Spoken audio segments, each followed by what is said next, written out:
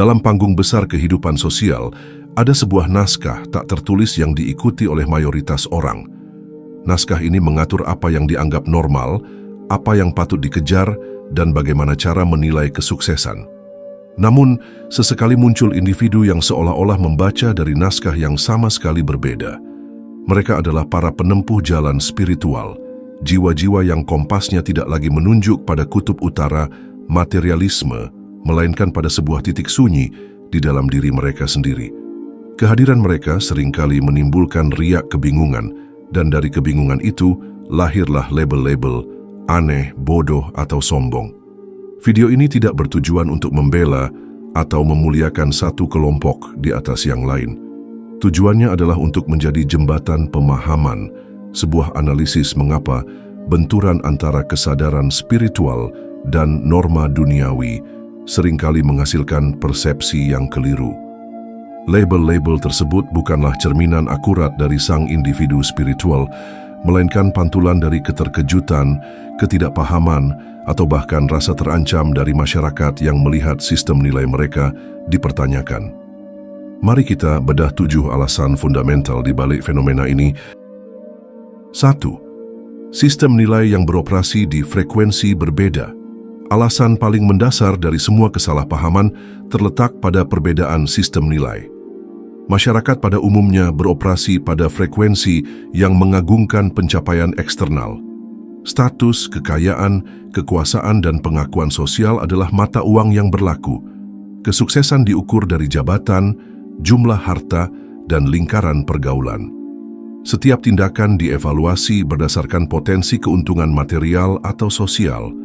Ini adalah permainan yang aturannya jelas dan dipahami oleh hampir semua orang. Individu dengan spiritualitas tinggi, sebaliknya, telah beralih ke sistem operasi yang sama sekali lain. Mata uang mereka adalah kedamaian batin, kebijaksanaan, welas asih, dan makna. Kesuksesan bagi mereka adalah kemampuan untuk tetap tenang di tengah badai, kebebasan dari belenggu ego, dan perasaan terhubung dengan sesuatu yang lebih besar dari diri mereka sendiri. Mereka mungkin menolak promosi jabatan yang menuntut pengorbanan waktu bersama keluarga, atau memilih hidup sederhana agar memiliki lebih banyak ruang untuk kontemplasi. Dari sudut pandang duniawi, pilihan-pilihan ini terlihat sangat tidak logis, bahkan bodoh. Persepsi bodoh ini muncul karena sang pengamat menggunakan tolok ukur yang salah untuk menilai tindakan tersebut. Ini seperti mencoba mengukur volume air dengan menggunakan timbangan berat. Alat ukurnya tidak sesuai dengan apa yang sedang diukur. Ketika seseorang melepaskan sesuatu yang dianggap berharga oleh dunia demi sesuatu yang tidak terlihat, kedamaian batin, dunia hanya melihat pelepasannya, bukan perolehannya. Dunia melihat kerugian tanpa memahami keuntungan yang didapat pada frekuensi yang berbeda. Pada akhirnya, ini bukan tentang siapa yang benar atau salah. Ini adalah tentang dua paradigma yang berjalan paralel. Bagi sang materialis, mengorbankan kedamaian demi kekayaan adalah investasi yang cerdas. Bagi sang spiritualis, mengorbankan kekayaan demi kedamaian adalah pembebasan yang paling agung. Kesalahpahaman terjadi di jurang antara dua definisi harta yang berbeda secara fundamental. 2. Sumber validasi yang berasal dari dalam. Manusia pada umumnya adalah makhluk yang haus validasi eksternal. Harga diri mereka seringkali merupakan fungsi dari pujian, pengakuan, dan persetujuan orang lain. Media sosial adalah manifestasi sempurna dari fenomena ini. Setiap suka, komentar, dan pengikut adalah suntikan dopamin kecil yang menegaskan eksistensi dan nilai seseorang. Dalam kerangka ini, kritik dan penolakan dapat terasa seperti serangan personal yang menyakitkan. Orang spiritual tinggi secara sadar berusaha memindahkan sumber validasi mereka dari luar ke dalam. Mereka melatih diri untuk tidak terlalu terpengaruh oleh pujian dan tidak terlalu hancur oleh kritik. Standar mereka bukanlah opini publik, melainkan keselarasan tindakan mereka dengan prinsip dan nurani mereka sendiri. Apakah tindakan ini jujur? Apakah ini dilandasi cinta kasih? Apakah ini sejalan dengan tujuan hidupku? Pertanyaan-pertanyaan inilah yang menjadi hakim mereka, bukan sorakan atau cemoohan penonton, Perilaku inilah yang seringkali disalahartikan sebagai kesombongan ketika seseorang tidak melambung saat dipuji atau tidak tersinggung saat dicela. Ia tampak menyiratkan, "Pendapatmu tidak penting bagiku." Bagi ego sang pengamat, ini bisa terasa seperti sebuah penghinaan. Sikap tenang dan tidak reaktif ini dapat diinterpretasikan sebagai arogansi, seolah-olah ia menempatkan dirinya di atas orang lain. Mereka terlihat menyendiri, tidak terjangkau dan angkuh. Kenyataannya, ini bukanlah kesombongan, melainkan kemandirian emosional.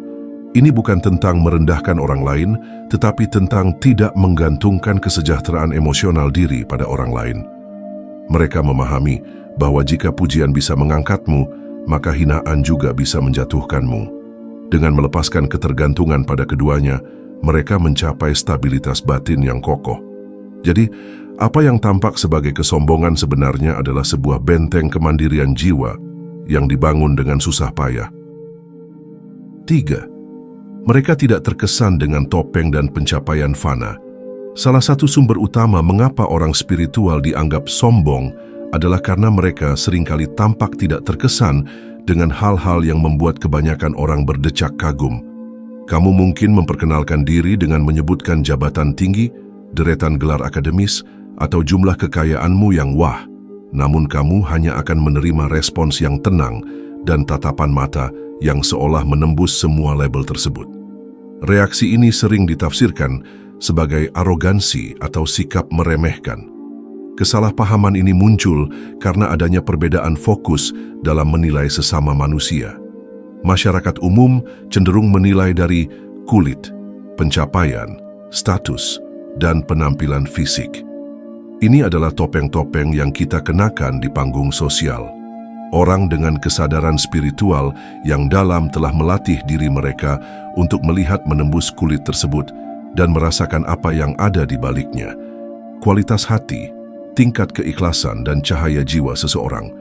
Bagi mereka, seseorang yang tulus dan rendah hati dalam kesederhanaannya jauh lebih mengesankan daripada seorang konglomerat yang hatinya dipenuhi kegelisahan dan keangkuhan. Mereka tidak sedang menghakimi, mereka hanya secara alami lebih tertarik pada isi daripada kemasan. Ketidaktertarikan mereka pada gelar dan status bukanlah bentuk kesombongan, melainkan hasil dari pemahaman bahwa semua itu adalah atribut pinjaman yang bisa diambil kembali kapan saja oleh sang pemilik kehidupan. Akibatnya, interaksi dengan mereka bisa terasa membingungkan. Mereka tidak memberikan validasi yang diharapkan oleh ego kita.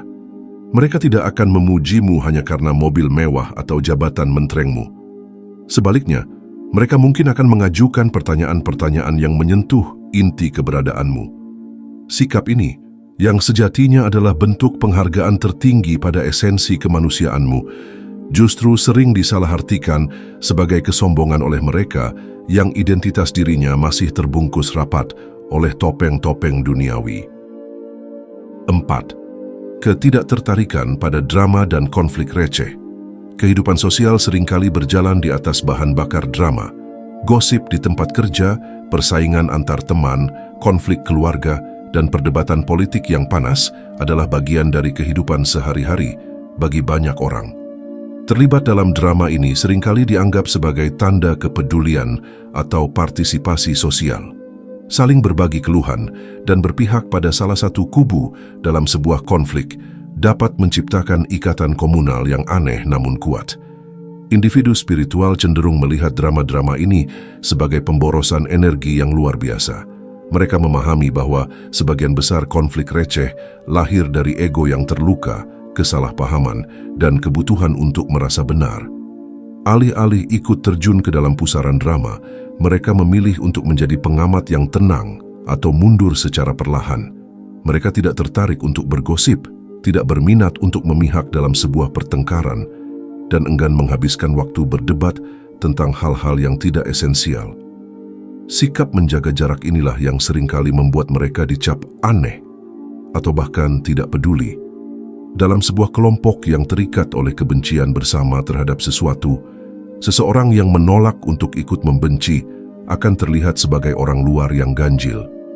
Ketidaktertarikan mereka pada gosip bisa dianggap sebagai sikap sok suci. keengganan mereka untuk berkonflik bisa disalahartikan sebagai kelemahan atau sikap pasif yang tidak solider.